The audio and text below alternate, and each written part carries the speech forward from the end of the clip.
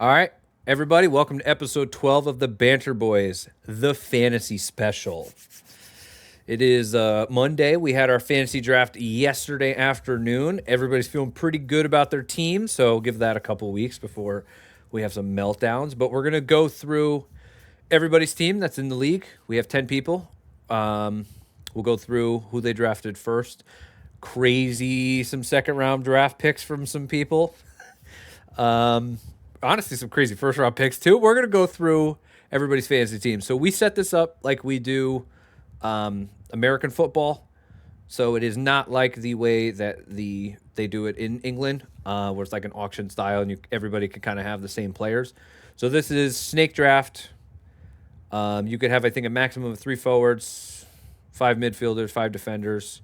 You have a bench. We do auto subs just because sometimes it gets a little crazy. People say they're going to play and then last minute they don't. And you get points for goals and assists and through balls and dribbles, deflections, clean sheets. Yeah, it's a lot of fun. I think doing it, we did do it the original way the first year, and I think they did it in the past before I joined that way. But I think this way makes it more fun where you have players like a Rodri who would actually be fantasy viable because he doesn't score a lot of goals, but hey, he gets a lot of interceptions, players like that. So let's go through it. Who's up first? Which team is first? The first team that we have is Alex Sousa's team named Holland Door. First draft pick. He won the first draft pick out of the cup, and do we remember what episode the draft order was picked It in? was maybe 2 ago. Was it 11 It might be 11. 8. or 10? Yeah. So Just go watch Alex them all Sousa. if you haven't seen them. Yeah. Exactly. You go as the listener, as the viewer. Go find out which episode we picked the draft order. Go back, catch up. Yeah. There was also a duck race that apparently meant nothing. No, it meant waivers. Waiver order. Very, very important waiver order. Nick is saying that he can't change it now, but we'll get to that later. Don't Okay. worry, we'll figure it out. It'll get fixed. Yeah. So first round, first pick, Holland, number 1 overall. And let me just say, so Sousa is notorious for being a troll. Yeah. He's great at being a troll. Like, I've never met the guy in real life. Sure, him and I would be fucking great friends. In fantasy, thorn in my side. I had Sousa blocked for a year. His number was blocked. Okay. His team name before the draft, he named his team Hollandor. I was convinced he was picking Palmer or Salah. I also thought so too. I thought there's no way. Before we get into a second pick, I just want to take a second for everybody at home to say, all right, I picked first. Who do you think my second pick's going to be? For anyone, who do you think your second pick would be? Yeah, let's look at this team. What would Because you it's guess? not who you think he picked. I can tell you that. No, and people got to remember, this is a snake draft. So he had the first pick. It went all the way from 1 to 10, and then 10 picks first in the second round. So he was the first and 20th pick. Who did he pick? The 20th best fantasy player, obviously, JP. You would not use your 20th overall pick on somebody whose average draft position was maybe in the 80s. You know, that would be crazy. Jedi! Jedi Robinson. Like, listen. I don't This even is know. honestly the surprise pick of the whole draft. This was the most absurd thing. Like, the audible gasp, I think, that was in the draft room. A lot of us met in person to do this. The audible gasp and laughing that happened when we saw him as the second pick for Sousa's team. Absurd. But yeah, Anthony Robinson as your second pick. Okay. If I would I like knew, to add okay, you go, Wes. Alexander Sousa, the third, is notorious for ending his fantasy season before game week 1 because of how he drafts. And I have the pleasure of facing this guy game week 1. I don't even know if he's going to have 11 starting fantasy players week 1. And every year I say he can't possibly capitalize on what he did the previous year. And yet he seems to just find a way to continue making the jaw drop. It is just spectacular. I wish him good luck, but And yeah. And Wes, like to go off on the whole like he finds a way to make my jaw drop. Who was his next pick? Another It was defender. Daniel Munoz. He went defender. We had back-to-back mid-tier defenders. He picked one forward and then thought, you know what? Back-to-back defenders. I mean, hey, maybe it works out for him on the wing-back points, but his next forward wasn't 1, 2, 3, 4, 5 picks later. So that's right. tough. And his first midfielder was Kudos. It wasn't even like a at least I got a. What grade do we rate this? I gave this a D+. I would probably follow up and give it a D. It's one of the few times I'm going to agree with Wes. Yeah. D+. Yeah. It's bad. I mean, if you looking on the screen, the numbers underneath these players are their projected points for the year. So obviously you want the highest number possible. This is the first team you're looking at, so you're going to see that everybody else's team is a lot higher numbers. Holland's 462 first overall pick, obviously. But other than that, you're going to have defenders with a lot higher points than these guys. It's just, I mean, the only other person who we got like a top 3 in their position is Raya at keeper because he keeps the most clean sheets. Fantasy wise. I can see Nikos over there. Just fantasy. Okay. No, I'm not even smirking at what you're saying. I was just looking at his team and I was genuinely smirking because I'm like, where are your points going to come from? Like Silva's not starting. Kudos can't hit the broadside of a barn door. Okay. We have the Aston Villa second choice striker. Shabazlai is also a question mark because we don't know. Shabazlai is going to be a rotational piece in that midfield because now they have 4 guys for 3 spots. Diogo Dalot is good. It's tough, but it's the United defense, so they're not keeping clean sheets. You get no clean sheet bonus. I can see where his head was. I'm not saying it's right, but I can see where his head was. Can you? Hold on, give me a second. Went to wingbacks. So Munoz and Robinson both do join the attack consistently. So that's why they scored a lot of points last year, right? They get assists and they get goals.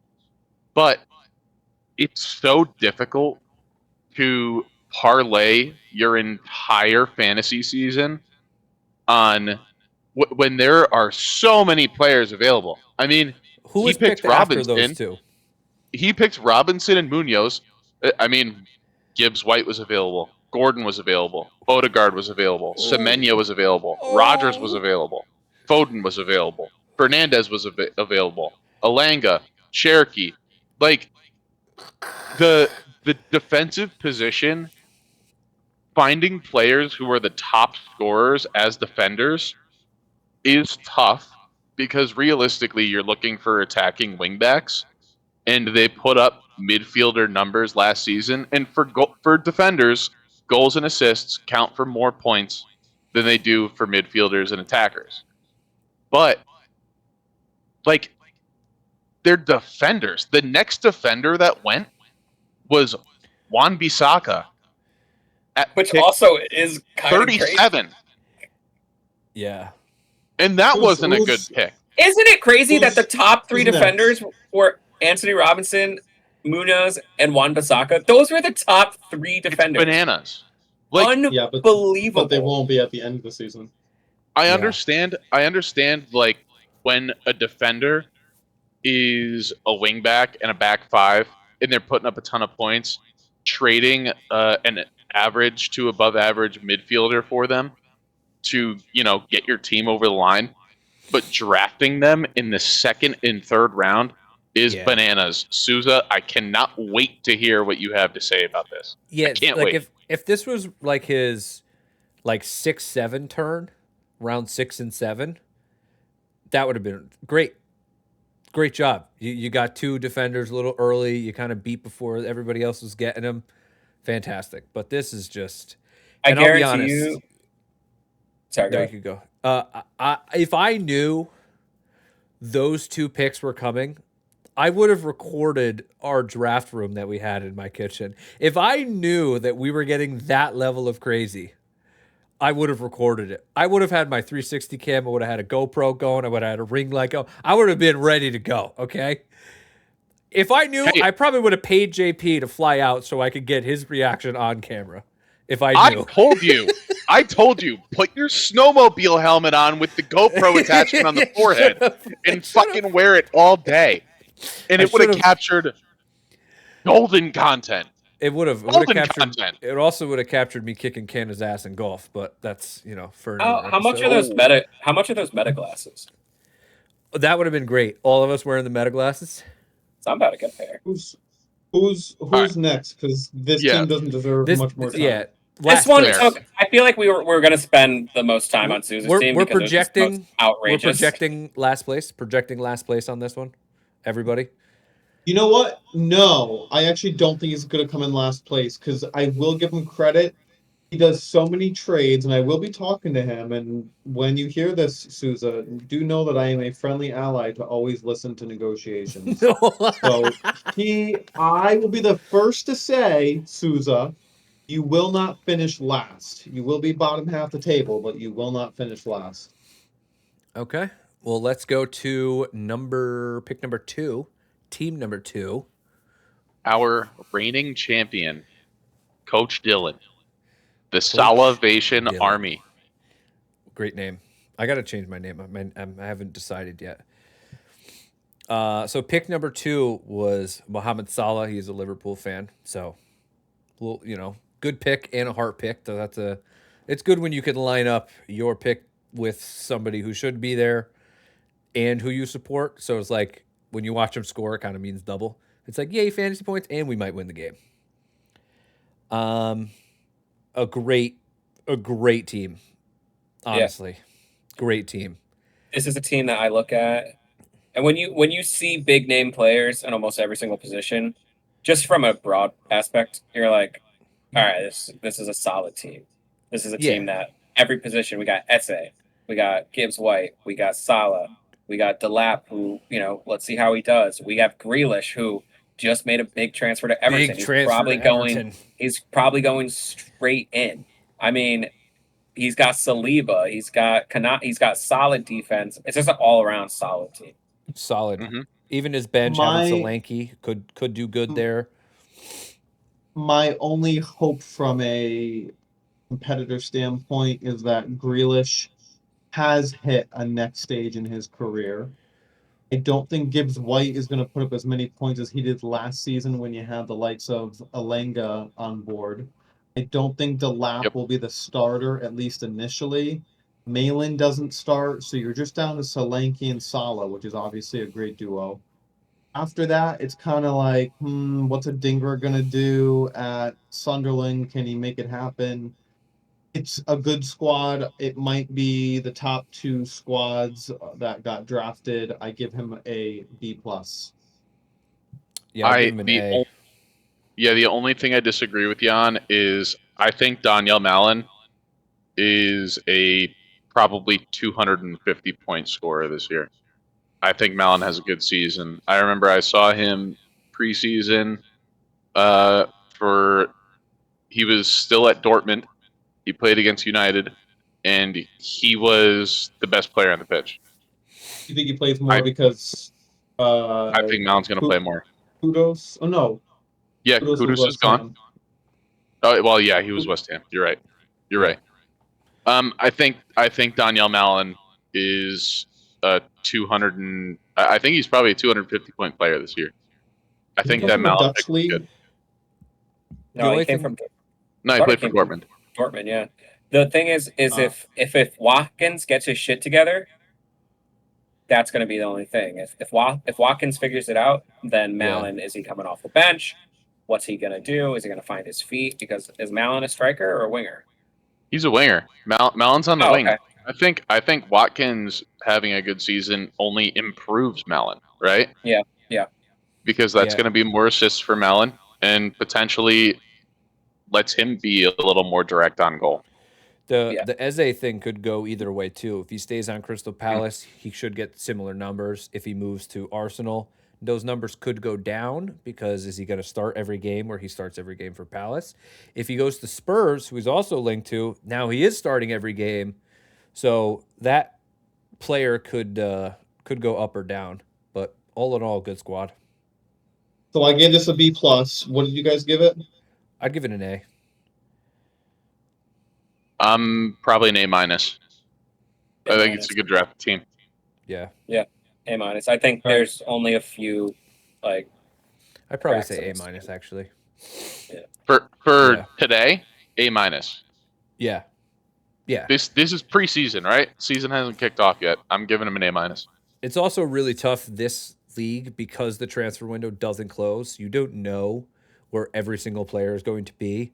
So, like, somebody, I won't mention any names, could have drafted Harry Kane before he moved away. So it's very And difficult. then Mitrovic. And then So Mitrovic. it's very difficult for this league because you could draft somebody, and at any moment, Saliba tomorrow could go to Real Madrid, and there you go. You lost one of your best defenders. So it could happen. It's almost like we were drafting one year, and then we said, "Hey, looks like Harry Kane's going to Bayern. It looks like Mitrovic is never going to play for Fulham again." And we're all talking about it, and then someone goes ahead and picks them 1-2, which is crazy. But Yeah. I don't know. Who But that if they person- didn't leave, if they didn't leave, never know Notice what that there were team only could have 3 been. laughing and one of us looking down at their shoes. All right, let's If move on. Handy- We'll move. If handicap was in effect, I would have won the league that year. He Next actually. squad. Well, she'd be my uncle. Speaking of. next squad. Speaking of, the sack of Number- potatoes. Yeah, sack of potatoes. Let me start this one off real quick. Okay. Sack of potatoes. Wesley's team. Now, his first pick was a highly debatable one. It made sense, but he went for a rival London club with Cole Palmer. Now, great choice. I think the best thing out of this is that there's going to be games all throughout the year where Wes is going to have to root for Chelsea. And I think that's the best thing that comes out of this. As an Arsenal fan who didn't draft this team, to be in the position of drafting Saka, our golden boy, our like icon at the team, like that's our guy, that's our kid. We've watched him basically grow up these last few years. To have the chance of drafting him and to know that Cole Palmer is there. I don't know if I could have done what Wes did because You betrayed your boy. Wes turned off the heart. He said, I listen, this is a financial decision here. There's a lot of money on the line. We're going with the brain. Cole I mean, it's Palmer, almost top player in fantasy last year. Probably going to repeat that again this year. Got him at pick number 3. Massive. I don't know how you did it. Wes, I will actually give you a golf clap because I couldn't have done it. I would have drafted Saka and said, it is what it is. Screw it. It's almost like you're saying Palmer's better than Saka. That's all I'm getting out of this. Fantasy-wise, he scores more points because Palmer isn't triple teamed like Saka is every game. You're good. All right. The rest of the team. Absurd. Wes, you want to speak about your team? I do, and it was painful to do Palmer. I was pretty for like 2 weeks. I'm like, I know I'm gonna pick Saka. Like I just was like all in on it, as Kyle said. And then for some reason, like 72 hours before the draft, I just had a day where like it just hit me, and I'm like, dude, you can't do this. I didn't take him for a couple reasons. Number one, I don't want to label him as injury prone, but to me, there's something about Palmer that you just know he's going to be put on the sheet, even if he's got a knock. You can't afford to not have him. And yes, Saka gets double and triple teams every game. And I just don't know if Gyökeres does pop off, he could go wild. Now, to the rest of the team, Henderson I'm happy with. I chose a late keeper. I was like the third to last to choose a keeper. I'm really happy with him. I think he's got a lot of momentum from winning a couple of FA Cup and Community Shield. Great keeper. Lewis Hall, brand new at Newcastle. He's going to be great wing back. You have Kirkez taking over for Robertson. Great pick. Wing back for Yeah. Liverpool. And then Lewis Skelly. I'm worried about his cards, but big attacking play. Yep. I want Anthony to say Gordon. just while I'm Anthony Gordon, that's huge. Huge Anthony pick. Gordon, yes, especially with Alenga joining, that could be some fun duo stuff. Kloiber is going to be Bournemouth's man this year, and he is their PK taker. The Ndei guy just signed to Everton. He's an attacking midfielder who Nottingham. had. Oh, I'm Huh? sorry. I thought you said Ndoye. You said Ndaye. Yes. I was And looking at both of them like, are they brothers? What's going on here? How'd you do that? Yes, someone put an I in it, and then Palmer's that.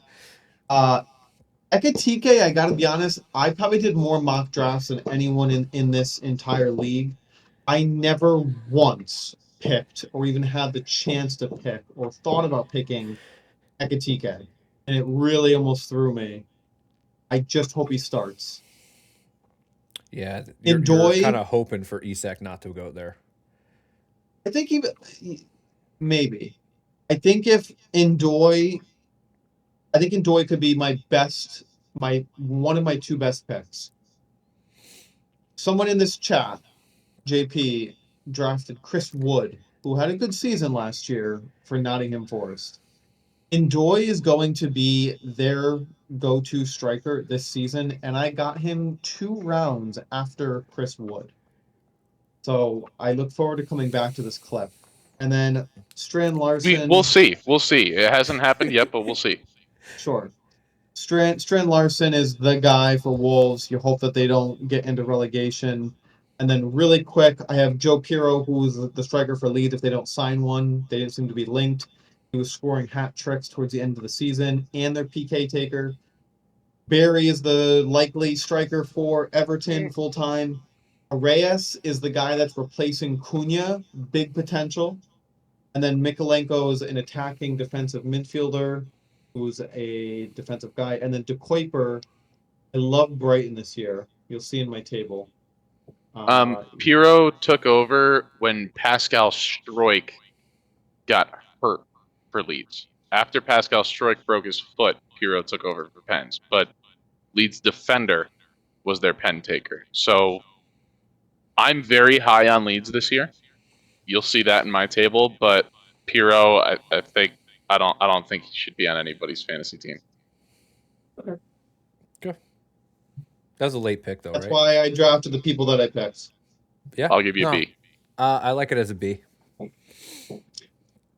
My team does not have huge blockbuster names, and I'm okay with that. I have a lot of consistent playing people. Everyone on my roster will play 90 minutes week in, week out. Maybe Ekatike's up in the air. I'm in the B- C+ range just because yes, they are consistent players, but are they consistently good players? So like we're taking a lot of gambles on some of these players where we're like, yeah, they're gonna play every game. Yeah, but is Lewis Hall gonna get negative points every single game? I think Kirkes personally, and I said this yesterday, I think Kirkes is gonna be a bust. Goals conceded, stuff like that, tackles. How many times did you have a defender, like anyone in the last few years, where you're just like consistently getting like 0 negative points on a loss or something like that? So I think Kirkes personally is going to be a bust. And I just don't think we have like, sure, you have consistent players, but consistently good? Question mark. We're That's putting right. a lot of faith. Palmer's we're putting- not that good. We're putting a lot of faith in Strand Larson and our forwards. That are they going to do well? Palmer's probably the only guy that you can sit there and say, okay, that guy's going to get me 12 to 18 points a week. But what I'm telling you is, everyone is playing 90 minutes, likely. And so if I have one or two people that don't do well, I have another one or two who could potentially fill their spot. Okay, a little bit of a money ball. Going for the money ball approach here. Yes, and I have potential galore. You better watch out. Okay. All right. Also, I gave myself a B+. Okay. He gave himself the highest grade. No. Next up is Dylan. We're unnamed. We don't have a name yet for Andres' team, but this is Andres' team. Andres is the silent member of this group. He's in the group chat. I couldn't tell you anything that he has texted us over the past 5 years, but he's in there. He pays on time. He drafts, except for one auto pick. He's the first to pay every year. He's the first to pay. He's in there. He sets his lineup. So who knows who this guy is, but hey, he's in our draft league. And he had the pick after Wes and went for Isak. Also, if he's listening to this, can you please text stuff this year? Yeah, get involved. Throw a wellness check-in every once in a while. Yeah, just let us hey know guys, you're I'm still here. alive. I got a pulse. Check it. Let us know. Not a bad team. I think Andres silently has a low-key good team. I mean, he's got a great striker. Absolutely fantastic. His midfield is low-key nasty. I like a lot of those picks in the midfield. Better than most midfielders. And yeah. He's got, Doku could either not start. Doku could start, not start. But Iwobi was on fire for fantasy last year. Couldn't tell you what he did in the league, but for fantasy-wise, I don't know if he was just taking shots on net, but fantasy-wise, he was great. Odegaard didn't have a good year last year. Now he has a striker. That should be a better pick. I don't mean this as a dig, but when your weakest midfielder is Odegaard, that's kind of a good thing. No, 100%. Fantasy points wise. There is not before you get offended, and I'm saying weakest points wise. I'm saying weakest as in not even just fantasy points wise. Odegaard sucked last year. Doku he had a bad year. And McAllister may not start consistently. And I think both of those players are better than Odegaard. It does. It means that they won't get points. It doesn't matter. It's not about how many points they're going to score. It's about how many points per game they're going to score. Until we get to your squad because you have the second worst draft. You have the second worst draft this year. Odegaard can play all game. Can't wait to finish and not do anything and get 5 points. Doku can come off the bench, get an assist or a goal, and have more points in 10 minutes than Odegaard all game. You get a half point for every dribble completed. He had the most dribbles completed in the entire world last year. Yeah. Oh my goodness. Did he win a trophy? The salt. The absolute salt. And then I think the other thing that's interesting about his team is he drafted Savinho. Savinho's value, in my opinion, goes up if he goes to Spurs. Absolutely. He must have known. Because he's probably going to play every match. Insider information, I think. That's a weird trade. That's a weird transfer to me. Why? It's great for him. I mean, if you're looking at Savinho at City, he had 1 or 2 goals last season and 8 assists, but he had a ton of dribbles as well. Him and Doku were both top 5 in the world in dribbles completed and dribbles percentage. So not only did they put up the numbers, but consistently they were the best at it. Savinho's probably going to be the James Maddison replacement for Spurs, which means he's now more central, right? Thomas Frank wants to move him centrally. Yeah, that means there's more opportunities for him to be on the ball, and I think it's a half point for every dribble completed. So his value goes up, and he probably takes more shots, and he probably gets more assists. It depends on whether or not he can make that change from being a winger to being central. And he was so good at Girona, came to City, did have to battle for a spot, won the starting spot most of the time. At Spurs, he's going to be consistent. He's going to be consistently in the lineup, which he's already got a year in the Prem under his belt. I think it's good for him. Yeah. I give him a B minus. I'm giving this one a B. Straight B. B plus. Yeah, I think it solid definitely team. has a B plus potential. Absolutely. I also Solid think team. Wirtz is a bust, so I think the McAllister pick is good. Yeah. It just depends. That might be a back half of the season. You know, McAllister might not start, might be in that rotation, just like the Sabazlai pick that we talked about, you know, a few minutes ago of who's who's going to the be. Who? Yeah, JPs? who's Liverpool's midfield? Yeah. Who's the three? Who's going to be the three? Is it Gravenberg? Is it McAllister? Is it Soboslai? Is it Wirtz? Like it's one of those that you just got to. Yeah. Somebody's going to get left out. Your lineup. Yeah. All right. Next up, Raj. Raj. The Aston Villains. Yeah. The Aston Villains. Been his name for a long time. Yeah. So RJ, he had a rule before this draft because RJ's first round draft pick for the last 4, it might even be 5 years, has gotten injured. So when it came to his pick, he is another Arsenal fan. Me and Wes told him, listen, dude, you can't draft an Arsenal player with your first pick. I'm sorry. You might have to ruin your fantasy career. You can't do it. So when Wes didn't pick Saka, and then Isak went after him, I literally said, RJ, listen, I'm sorry, dude. You can't do it. It is what it is. But he had to do it. What did he do? He had to pick Saka, which means Saka's getting injured this year. It's already foretold. The RJ curse is real. It's like the Madden curse. And then he doubled down and said, you know what? I'm just going to load up on Arsenal players. We got Timber. We got Zubimendi. I like the Zubimendi pick later on. He got Gabriel Magalhaes, which scores a lot of headers on our corner, so that is the defender to get for us.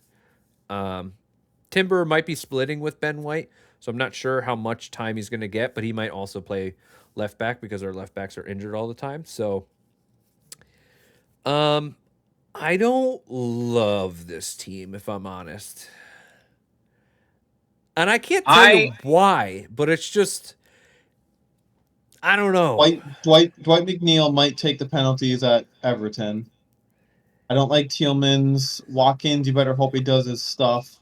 Jimenez is getting older. I don't know if he's going to get full-time playing. Like I don't see him even playing more than like starting 25 games this season. I disagree heavily on the Jimenez narrative because this is a World Cup year. Jimenez is going to be Mexico's starting striker.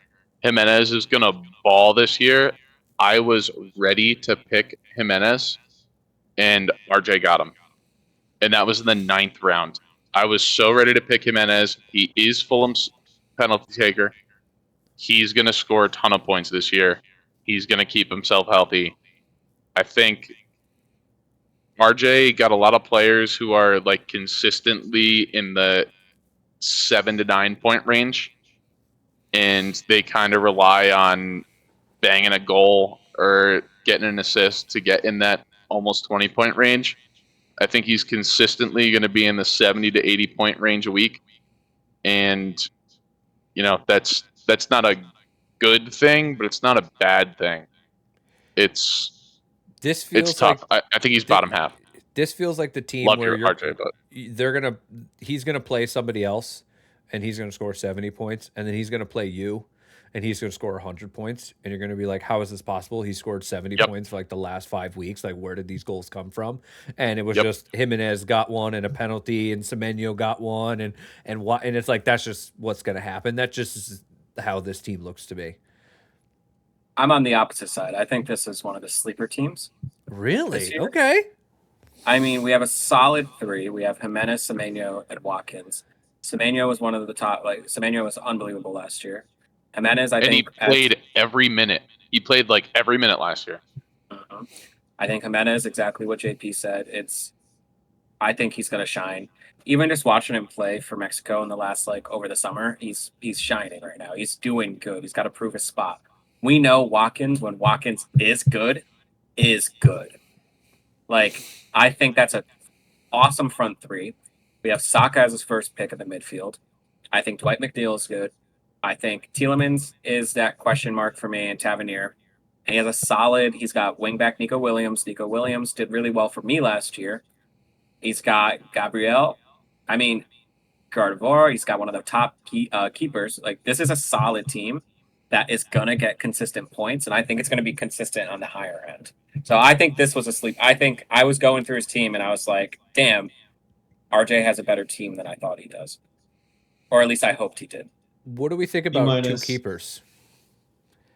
He picked two keepers super early too, and that was the only question mark. Actually, no, he picked him later, but he picked him back to back, which was the question. Yeah. I think the Trafford pick it's a huge gamble. Picking him in the 15th round is kind of like, is it a waste? It's the 15th round, so that's kind of where you make your gambles. Trafford, I could see Trafford unseating Ederson this year. We'll see what happens. Yeah, that's my problem with it. That's a late season thing. So, are you going to keep Trafford on your bench until week 20? Yeah. That's the only reason I don't like it is the potential is so high with him that you're going to stuff him on your bench and he's just going to sit there taking up a bench spot because you wouldn't want to draft him because somebody else is going to pick him up. And now you're basically holding a bench spot for somebody who could, at the last 10 games, get the starts and, that's our keeper for next year, and you basically held him. And now you've lost the chance of being, top half of the table or trying to finish first because you held on. So that's some of those picks are tough. You try to store a guy. You want to store one guy, but it's you got to know hey, if by Thanksgiving, if this guy isn't, I might have to let this go here. Well, in a 10-team league, he picked a second keeper before two people picked keepers. Yeah. There are 20 teams. There are 20 starting keepers. Maybe 7 teams are going to make a keeper change. Yeah. So there's plenty of keepers for everybody. Exactly. Yeah. B-. B- as well. B.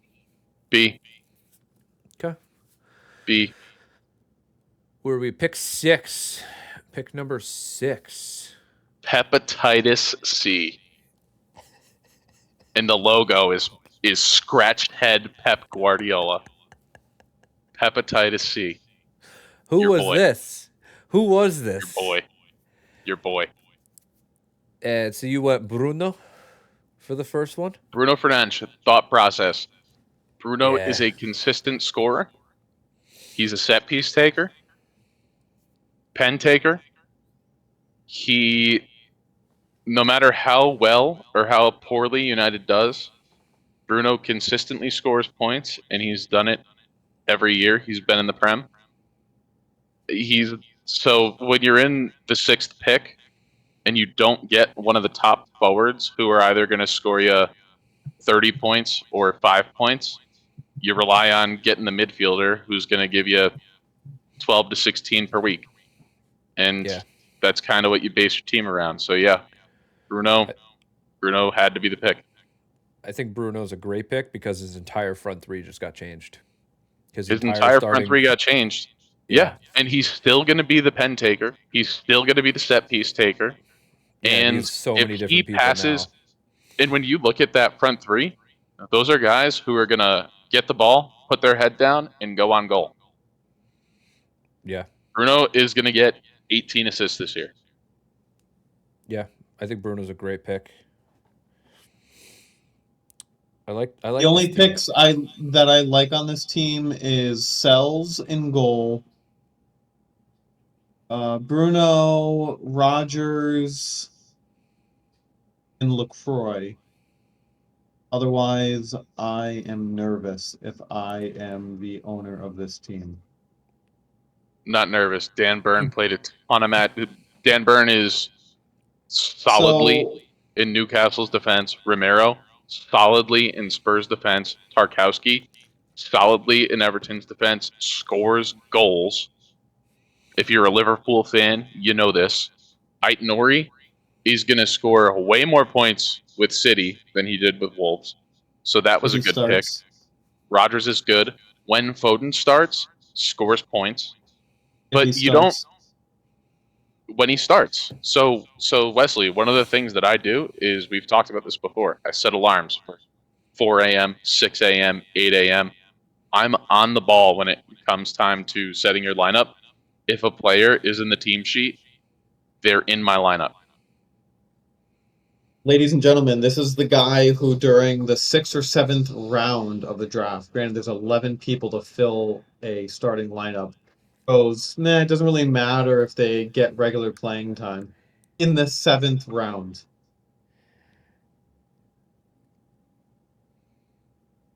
It's about setting your lineup, Wes. That's what this league is. It's setting your lineup. Setting a lineup that doesn't consistently start. Gittins is not starting. João Gomez, you hope starts. We'll see if they make Gittins more starts. signings. I mean, you know, Christie's Caicedo's on a struggling Caicedo played every match last year. Caicedo's borderline flop. Jared Bowen is a striker now. This which means 11 you'll on get the less board points. isn't my day 1 11. Did you say borderline skip flop? And he was one of the best midfielders in the Premier League last year. All right, Wes is timed out for this one. Wes is timed out for the rest of this Wood one. isn't going to be starting by the end of the Yeah, he is. year. Okay. And then if you didn't see the news today, Newcastle are signing a new center back, which means Dan Burns is getting the boot. Dan Burn was one of the best center backs in the Premier League last year. I don't think he's getting the boot, pal. If anyone, it's probably Cher. So, anyways, on a non-hateful though, I do think this is a good team. I think Chris Wood, you have to hope that he repeats what he did last year. He just popped off he popped off. So hope that he stays consistent. I'm a little bit iffy on Evanilson, or however you say his name. Bowen. Evan Nielsen. Yeah, that's what it is. Bowen as a midfielder, and I said this even yesterday, Bowen as a midfielder, unbelievable. As a striker, I know he gets a lot of points and a lot of goals, but we'll see how he is as an attacker. But you got to hope Foden does well. I think your defense is, I think the Foden pick is you're going to have a fantastic season, or you're going to have like oh man, you finished top 4 or 5 season. I think if Foden comes in and after a few weeks is the Kevin De Bruyne replacement in a sense, and he's starting every single match and he finds that form of a few years ago, this team just, found new legs because now you have Bruno and Foden. So the thing is so with wild Foden, to me. Go ahead. Go ahead. No, you go ahead. Oh, actually, no. This is on Foden. So Foden was pick 35. His average draft position was 22. With Savinho on the way to Spurs, you're going to see more Foden on the wing, which means more goals, more assists. Yeah. Go ahead, Wes. Round, I'm sorry, but no, stop. Hold on a sec. More goals and more assists as a midfielder. Now go ahead, Wes. Your 4th and 5th round picks may not start consistently. That's terrible. Well, okay, Wes. Well, I cannot wait until 40 weeks from now in episode 57 when I finish over you. Why would Chris Wood not start? Exactly. Because they just signed their new striker in Doy, who is going to play. They just spent like 35 million on him or 40 million. Are you saying that because you drafted him, or are you saying that because that's why he drafted him? But that's why I drafted him. I know you want to turn it the other way, but no, because you're gonna. I'm pretty sure Chris Wood was in the top 3 of goal scorers last year, and just because you signed somebody else, you're like, all right, out the door. Sorry, you lost your starting. You're gonna replace your top. You outperformed your XG by 9 goals. You're not starting next season. He's 34 years old. XG whore. He's 34 years old in 2 months, and he will only mainly be their Europe guy until they get knocked out. Wild. Okay. This is the second worst drafted team of our league. I give it a C+. Hey, fortunately, FA Cup and Carabao Cup matches, and Ndoye will get a lot of minutes. Good job, Wes. Good job getting that guy. Good job getting the Cup squad guy. B minus. Congratulations. Cheers. I would say between a B minus and a B. I think depending on Foden is how that could go. I'll give it a B though. All right. On to the next. Let's see. What is this? 7? Mr. 7? Canna, unnamed. Yes. Kyle Canna, the Kyle fifth Canna. member of the podcast, maybe? Also known as Baldinho Maybe. for FIFA. He went for Florian Wirtz as his first overall pick. You know what? I'm kind of in where JP is, where everybody's like, this guy is the greatest thing since sliced bread. I'm a little bit like, I don't know. Like, this obviously this is his year. You know, like he could sell it to me, but he was not a player that I was like, oh man, like, damn, I really wish Arsenal were in for that dude. It was just like, all right, you know, one of those top talented guys. I don't know if he could make that 100+ million step up of be a top 5 in his position. I think. Go ahead, Nikos. I think Wirtz is a good. You can't go wrong with that pick. I think he's a solid player. I think the sky's the limits right now because we really don't know. I feel like everyone's seen him play like internationally and for his old team, like solid player. Now, I think Canna's team, as soon as after that pick, just something happened where it just went. Lost It went the plot down a little bit. You went from like, all right, somehow Wirtz got to 7. I somehow got him. If he went a few more rounds, I would have been happy taking him. But then he followed up his second pick with Amad Diallo, which I listen. He's alright, but you had the likes of like Mbembo, João Pedro, Marmouche. You had so many players in front of you, and you were like, that was Amad tough to Diallo. watch. He sat next to me for the draft party, so he circled his name, and I was like, oh, I was like, you really want him? And he's like, I'm gonna get him, and I was like, oh, okay. Thinking like 3rd round, you're gonna go a round early, maybe 2 rounds early. When he clicked that button, I looked. I was like, dude, what did you do? What did you do? I think it's the second worst second round pick after Sousa's. Yeah, definitely. And I think if he didn't pick him second round, I don't think anybody was going to take him before it became his 3rd pick. I totally agree. I think he probably could have waited Not for a the snowball's 4th. chance in hell. Yeah. You're talking about a guy who has played as a wingback, Yeah. a winger who played defense. Yeah, they just signed all new attackers. Like, where's he getting those goals from? You know, Yeah, he might not even be starting. like what position is he played? He played left side of the bench or right side of the bench. He ain't playing left wing or right wing. They just signed 2 wing. You know what I mean? I didn't even put 2 and 2 together that it was for Man U, and that they just got all these replacements. His second pick is hot off the bench. Like it's his second pick isn't a starter. Yeah, That's crazy. And that I just think he right might be now. this year. Listen, I love Canna. This is the second worst team. I think Sousa's got the worst. I think it's his just above this. Yeah, I think. I don't think there's much to really go into. Because worse could be good, but it also could absolutely be a flop. You know, have the defense is good. Van Dijk, like, no good. way. Share? You're saying no He's way on not Share? He is not starting more than 25 games. he might be the odd man out in that defense. He could. Share, he might be, but you may also see Newcastle play back 3 if they have 3 good defenders. Yep. And Share scores goals. Share has a left foot on him that is better than any other central defender in the league. If they play a back 3, he gets more offensive opportunities. Murillo, also good defender. So he's got a good defense. And then, I don't know, you may be a Baliba. I'm not a Baliba. Baliba may be a good pick. I think it hurts Canna's fantasy chances if Baliba goes to United because I think he gets less minutes than he would at Brighton. Absolutely. It's just more congested. You know what I mean? That midfield, there's more people there. And, What do you like think, Nikos?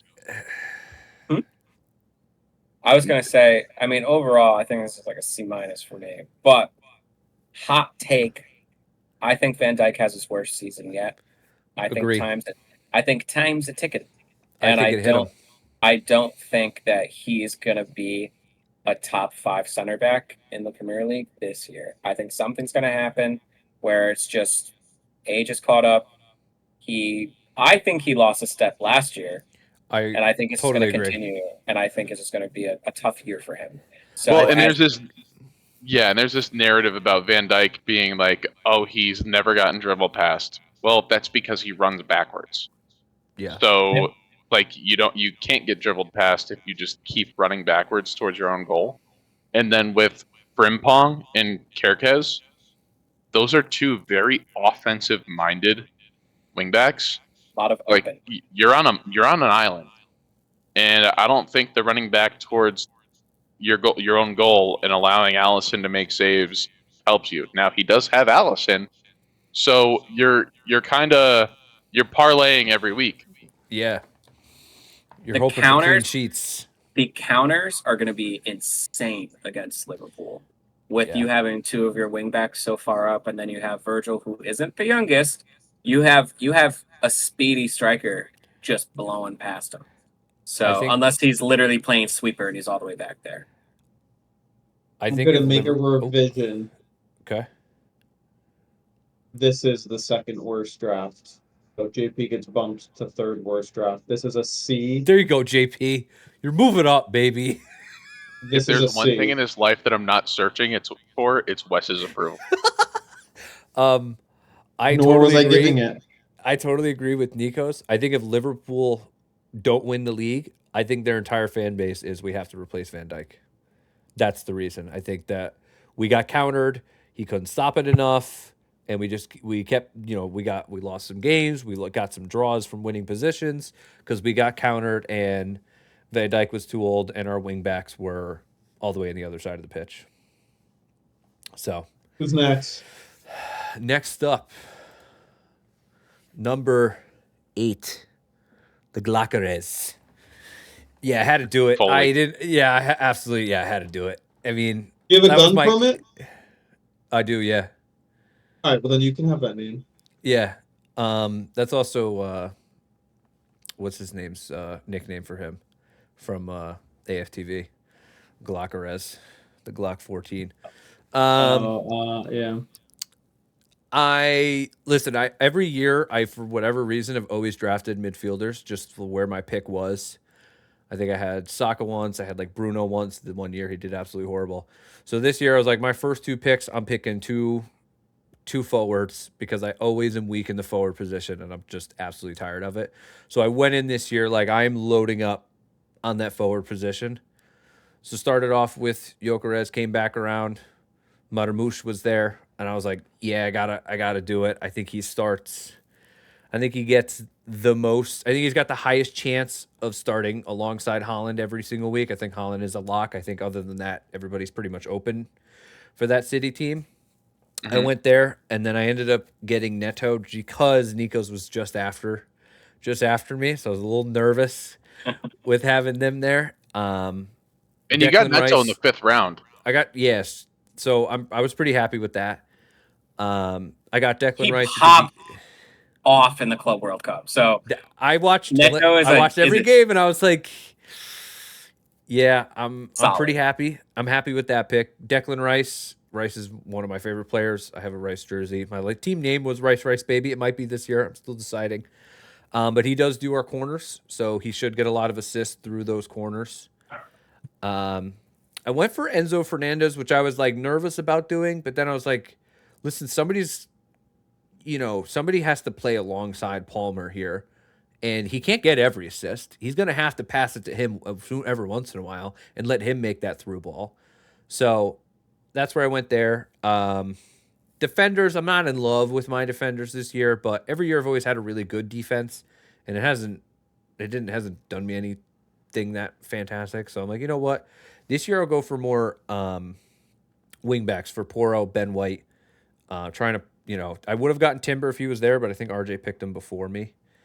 Gahey, I was kind of leaning into maybe he transfers to Liverpool, and if not, he's still very good. I'm really happy with my bench, though. I am very happy with my bench. I think that Hato can be the starting center back for Chelsea. I think I got a lot of points there. I think Oscar Bob has a chance to be a starting winger. Who knows? But I think he does. I think Kai Havertz, I also play a lot of fantasy football. Handcuffing your top pick is also a very smart thing to do. So if Gyökeres isn't starting, Kai Havertz is starting. So I always have the starting attacker for Arsenal ready to go. I think I got Kai Havertz last or second to last. So I got him disgustingly valued. Tell for Spurs has a chance to be, their top attacker now that Son is not there. And Rodri was there, and I was like, you know what? I like to trade. I love my buddy JP. I'm going to pick Rodri. A little bit of trade bait. You never know. If he comes in and plays, I could put him in there. So, Kyle, I'm going to come out and say it. You do have my favorite team, and you're my pick this season. Yeah. You're my number one. I think What? Tijani Reinders. How do you look at this? That's because he's got 4 Man City players. Come on. No, it has. Wes, are you okay, kidding me? hold on. Remove Rodri. Rodri's not part of the conversation. Oscar Bob's value skyrocketed when the Savinho news came out. Yep. Marmouche is going to start 32 matches, and unless he's injured, play in 36. But Tijani Reinders was your best pick. I think Tijani Reinders in the 7th round, Tijani Reinders is going to score 300 to 350 points this year. He is arguably going to be the best midfielder in the Prem this year. Oh my god. Now I'm not going that crazy. I do think, Kyle, you have the best or second best team. But let's just take it, Wes. I don't know why you're going so crazy over there. Let's take it from the strikers down. I mean, Gyökeres, Omar Marmouche, Pedro Neto, 3 solid attackers. We're just looking at the midfield right now. Enzo Fernandez starting. He gets assists. He gets goals. Declan Rice. Your Rice bait. You guys love this man. Solid. So I don't know why you can even giggle there. Reichlander, I don't even know how to say his name, has potential to be that Rodri, maybe more of an attack, that Rodri replacement when he's healthy. He's the Gundogan replacement. Yeah. He's the Gundogan replacement with pace. Yeah. Solid player. He's going to be an all-around effect for that team. Your defense, I think, is where we start to get a little bit of definitely my weakest, struggle. 100%. Pedro Porro, amazing. Ben White, scumbag. Mark Gahey. Thank you. Gahey has potential to be a starter for a team like Chelsea. Even if he stays at Palace, he's going to be a good player. He's been consistently a good defender.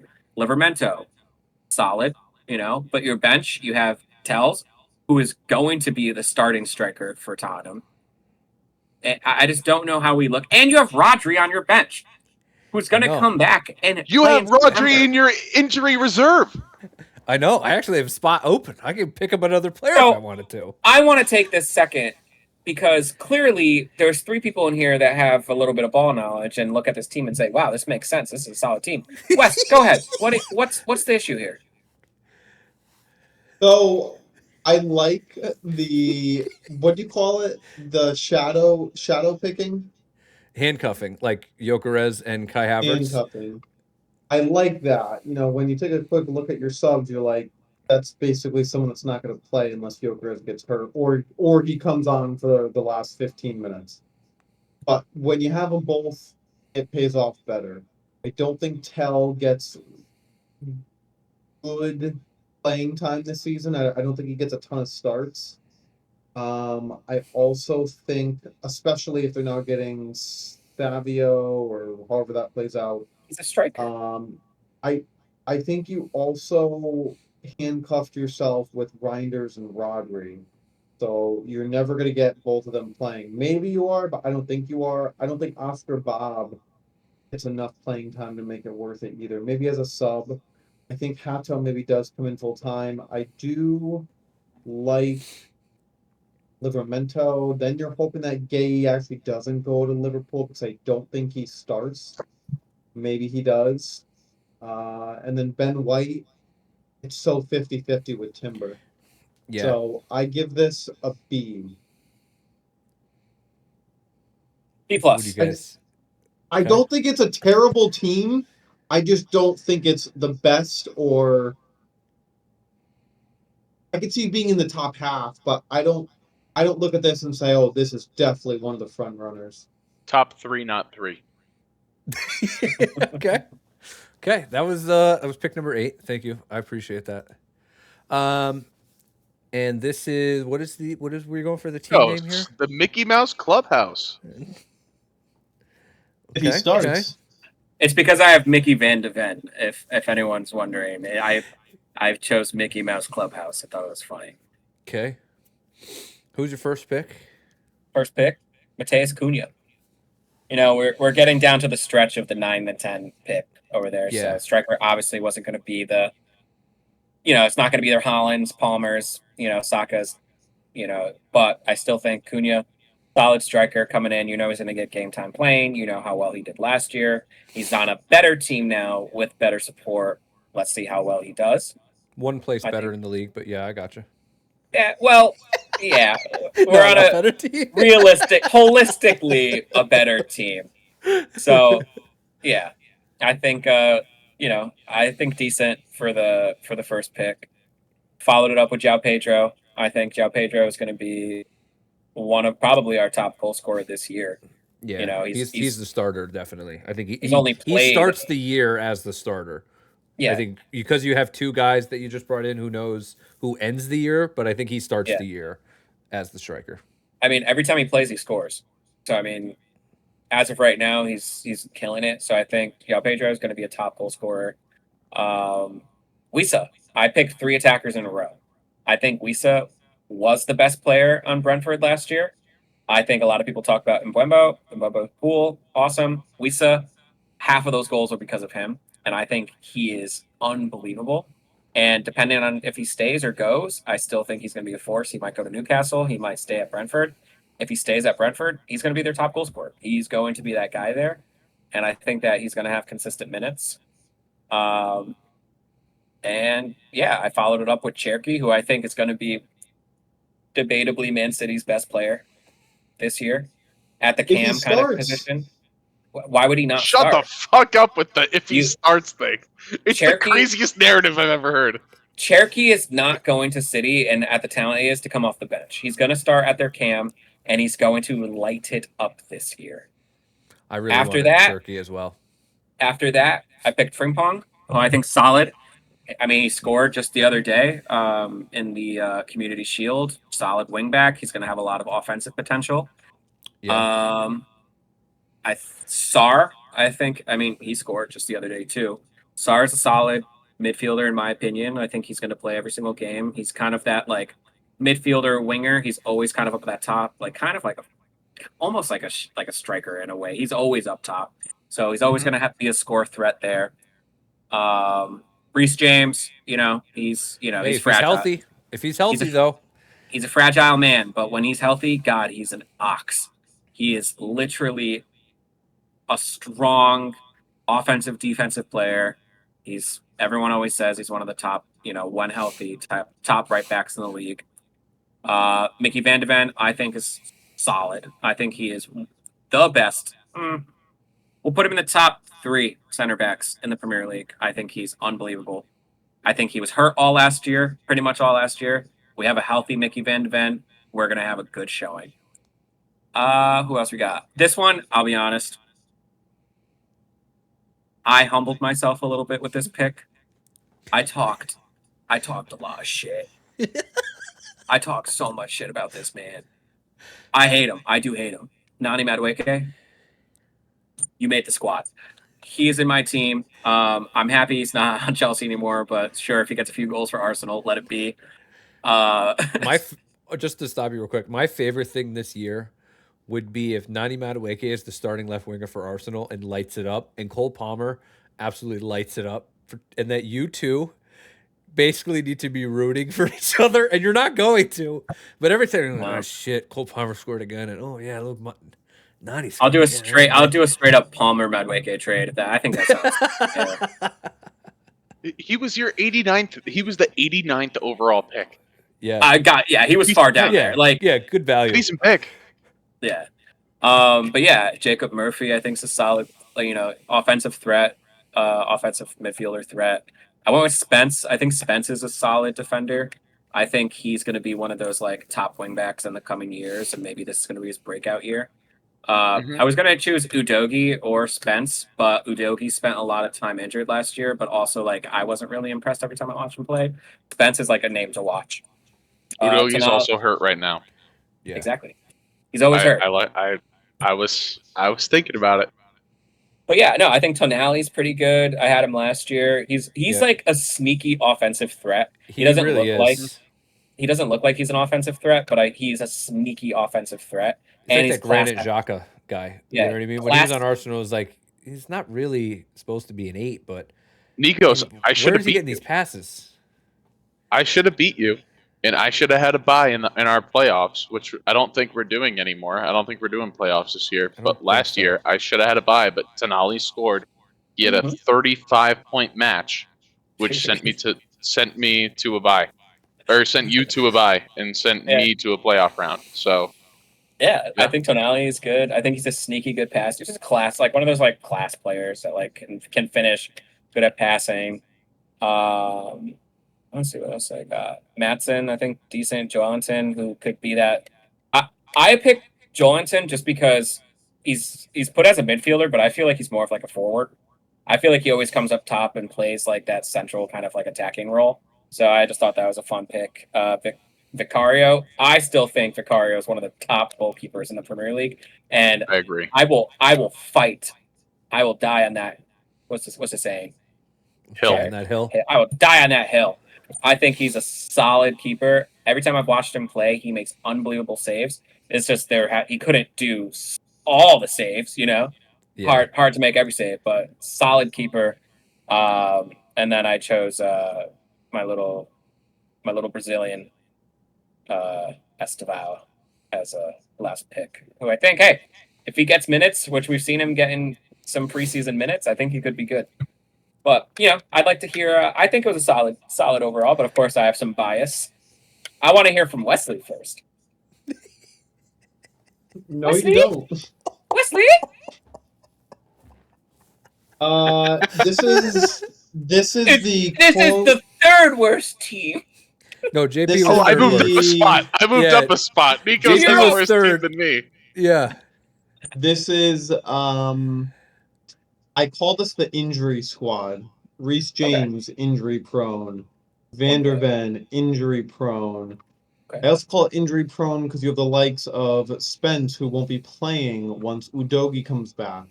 Sides of the field, my guy. Spence is the right back. Udogie's opposite left sides back, of the field, my guy. I don't agree with that. Okay, just okay. And then you wasted a spot getting a Brazilian who is not going to play this year. So my last pick. I give this a B minus. Could have had Rodri. I'll take a B minus. So Nikos, what I'm gonna say is, I think I'm gonna win the league. So I put myself 1. I told Kyle, top 3, not 3. So he's 2. Nikos, I'll take 3. You're right here, my brother. That's my preseason projection. I feel bad for Prove me people wrong. watching this who don't know us, and they're like, this guy is clearly an idiot. All right, Kyle, your thoughts? I would say you are just above the top half. I think you finished 4th or 5th this year. I think that's obviously there's going to be, waivers and but I'm just saying, like, on this squad, I don't think there is a winner in this team. I don't think you have somebody who could elevate themselves and cover up for Van de Ven getting injured or Reece James getting injured. I think Shirky could be that guy, but I just don't know. I think it's gonna be the Kuna Pedro show for a while, and hopefully, Frimpong is getting assists like crazy.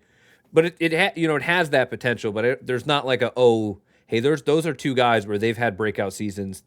They could do it again. But no, I don't think it's a bad squad. I think your last pick was, I think you'll drop him by Halloween. Yeah, no, I was gonna drop him. I was gonna drop him yesterday, but I figured out it was the waiver wire, like, you know what and I mean? I couldn't even get. I was like, oh, let me pick up Yeah. this one guy I saw, and then I realized I couldn't pick him up because it was waivers. I'm pissed. Like if Xavi Simons comes, I think you drop him to try to pick him up. Like, you know what I mean? Yeah. Like, that's going to be your transfer. I know I'm going to drop that guy. No, not a bad squad. I like it. I'm a solid B. Solid B. Maybe even just below B plus. I'll take it. Wes, what's your Last one. Yeah, we're, wait. We're on our last team here, right? B West. minus, and I think he finishes 5th and or 6th. I think he's right in that mid-table. JP, your ranking? I already said he's 3, so B plus. Okay. Because I'm going to write these down, and I'm going to ship it to myself at the end of the season so we could read all of the rankings. I can't wait. And last team, Escape from Alcaraz. Nick Del Greco, co-commissioner. Also known as Mr. I'm going to draft a lot of United players. Doesn't work out for him this year. Going for, the Embuemo Sesko doubling down, picks 1 and 2. Embuemo, okay. Sesko is very much a kid who's 22 years old. He only scored 13 goals last year. Obviously, I think he has all the talent in the world. He could put it together and obviously be one of the best strikers. He's got all the potential. But next year is the year that you draft him, 1st or 2nd overall, not this year. Yeah. He's going to come in. He's 22. Is he really going to start the first few games? Probably not. He hasn't had any training with United. So now you're already losing a couple weeks there. They're probably going to stick with who they, with Højlund to start the year, because you got to kind of work him in. So you're already losing some weeks there. And then who knows? Is he going to get overshadowed, by having Embuemo and Kuna there? I don't know. I don't know how that plays out. I think United is the toughest team this year to figure out what's going to happen. Mm-hmm. I think Sesko's obviously going to be the starter. I think you can equate Sesko into the same kind of world as Gyökeres. I think they were literally both linked for the same teams. Yeah, they were both opposite. It was one or the other. So I feel like they're the same exact boat. I think Sesko's starting immediately. Sesko's going right into the team. Is going to be their starting striker. I think maybe if we just reversed it and put Mbembo first and then Sesko second, I think we're like, oh, not too bad. But I don't think Sesko going first is crazy. Following up with Mbembo, a lot of faith in Man U. That's the whole thing, is that if Man U has a bad day, you're screwed right if you're 1 and 2. Yeah. I like the Elanga pick. I like that pick, especially if Isak leaves. That's your dude, depending on who they get. Like, that's, it's him and Gordon now. Yeah, I don't love Dorgu. I don't love Leno in goal. I think I just think he sucks as a keeper, so I think he's going to let in goals all the time that he should be saving. Smith Rowe, let's see if he can, finally put it all together here and play a bunch. I had him last year, I think, in the year before, and it was like, it's right there. Like, oh, you're almost great. He needs to drop a striker. Who's his third striker? Oh, Elanga. That's tough. I would say his sleeper pick is Brennan Johnson. Mm-hmm. Yes. I think the Brennan Johnson pick was a really good pick. Ninth round, 10th pick. It's shocking how he got so low. He's going to be Tottenham's, like, one of Tottenham's best players. I mean, he has been a consistent threat for them, constantly scoring. I mean, there was a spurt where he just, like, scored weeks in a row. Like he is Yeah. gonna prove. I think I'm not gonna lie. I'm not gonna lie. I was ready to pick Raul Jimenez. RJ picked him before me. Evan Nilsson was a little bit of a panic pick. Hmm. If I could go back and do it again, I would have picked Johnson 11 times out of 10 over Evan Nilsson. Oh yeah, 100%. Yeah. Yeah. So I think that's his. If he could work Johnson into a starting squad, because I know it's the forward spot. You're not going to have him over Wembo. I think it's going to be that. I think it's going to be a fight for Alanga and Brennan Johnson. I don't think Alanga is going to be as good as a lot of people are saying. I have him being very questionable. But I think if he gets Brennan Johnson in there, a lot more points. But other than that, I mean, barely decent. I wouldn't say it's the best team. Nah, I Right think in he that finishes mid. like fifth, sixth, Yeah. middle of Sixth. the road. Yeah. Yeah, maybe seven. Like, you know what I mean? 5 to 7. There's not a lot of excitement anywhere in the squad. I think, Yeah, as there's we've already said, a lot of it relies on Manchester United attack, and that is a very scary thing to rely on. So I give this a B minus. I think he ends up 6th or 7th. I think it's a C plus for me. Just shy of a B minus. Honestly, for me, Wes, I'm kind of with you on 6th or 7th. It depends on how well Nick pays attention to the team sheets every week. Because you can very easily come in 10th with this team. But if you're vigilant about, because I think early season it's going to be tough, but you're going to have a chance to pick up some players who shine, who shouldn't shine, or who weren't projected to shine. I think Yeah. with this team, you could also find yourself, if you're vigilant, easily in the top half. But Yeah. if you're not vigilant, easily in last place. Yeah. Like this is a big swing and hit a home run or swing and miss team for me. I'm putting him in. The more I look at it, I'm putting him at a B because I think Okay. his bench. I think his bench is going to surprisingly do better than his starters. I think Johnson's going to come out and kill it. I think Emil Smith Rowe is going to somehow come out and kill it. I think Fulkrug might find his feet this year and be like a dominant striker for West Ham. He's going to have to be. You know, he was hurt last year, I'm pretty sure, for a little bit. He played in the Yeah. summer series. He got a goal in the summer series. Was that a confidence booster for him? Let's see if he comes out and plays a striker, Bowen on the wing, and like see if he's a top guy. I think he debatably has the best bench in our league because I mean I think all those guys are going to out. And Kyle Walker is questionable. Kyle Walker may low key be a good pick, but it could also just be one of those picks that ends up after week 8 being a waiver pickup for someone else who needs a defender 1 week. 100%. Are there rumors of Matomo potentially leaving this window? I haven't heard anything. I don't think it's going to happen anymore. There was in the beginning. As an avid Matoma lover, who's had him I think 2 or 3 years in a row. Solid player, lost his feet at the end of last year, and like was basically a bench player for like the back half of the season. That was tough. But he did come off the bench and score a few times. But you know, having Matoma not knowing if he's going to find his feet and be a starter, that's a big question mark. So yeah. Well, that's all right. Let us know in the comments who you guys who's your pick to win it. If you're very interested, or who has the best team. You guys can share your teams if you guys do something similar. I'd love to see some other drafted teams. Yeah. I have another question for viewers because this is something that we end up running into every year. So I think that's a good question. I think another good question is we always end up picking our draft position out of the cup. It's something we've always done. But Wes brought it up.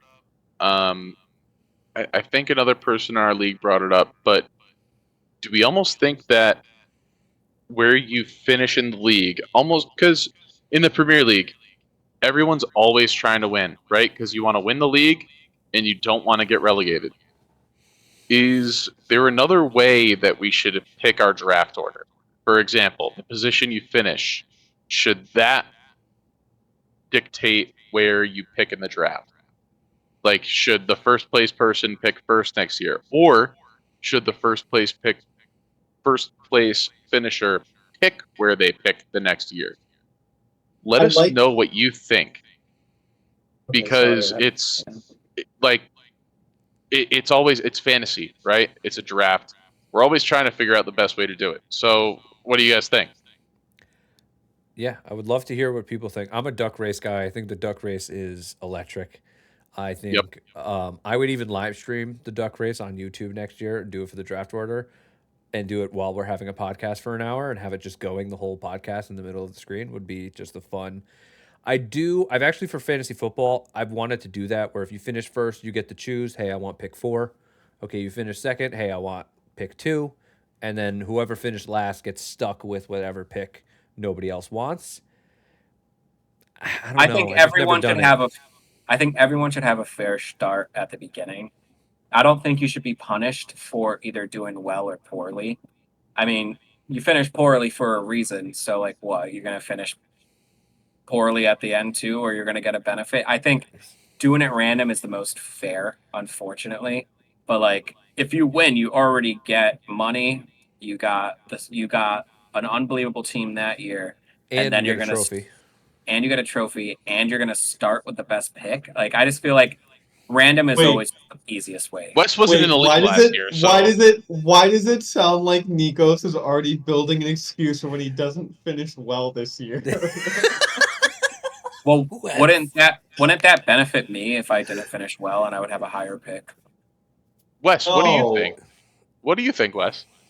It's exactly what I said a couple weeks ago, and I still stand by it. Combine the two, you can do a random pick, but then based on that random pick, the order of however that gets picked, that person then gets to pick where in the draft they are. So there's a little bit of randomness, and there's a little bit of strategy to it.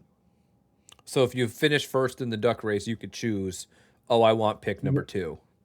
Whether you want to do a duck race, whether you Or, want yeah, to whatever. do picking out of a trophy, however you want to do the randomness, have fun with it. But when you have the order of randomness, whoever got picked first gets to choose where in the draft they want to pick. That way, it to me does make it more fair because someone could fuck themselves up and decide to put themselves in 8th or something, thinking that they're going to get a back half double whammy or something, and then leave something open for someone that does get a last pick. Yeah, I'd It love just to know. adds an extra fun element. Sorry. Yeah, Would no, love no. to know what the viewers think. Yeah, would love to know. Thank you guys so much for watching. Next episode will be our predictions, where we think everybody's gonna finish. So stay tuned for that in a couple days if you're watching this as soon as it comes out. And we'll see you in the next one. Peace. Go Gunners.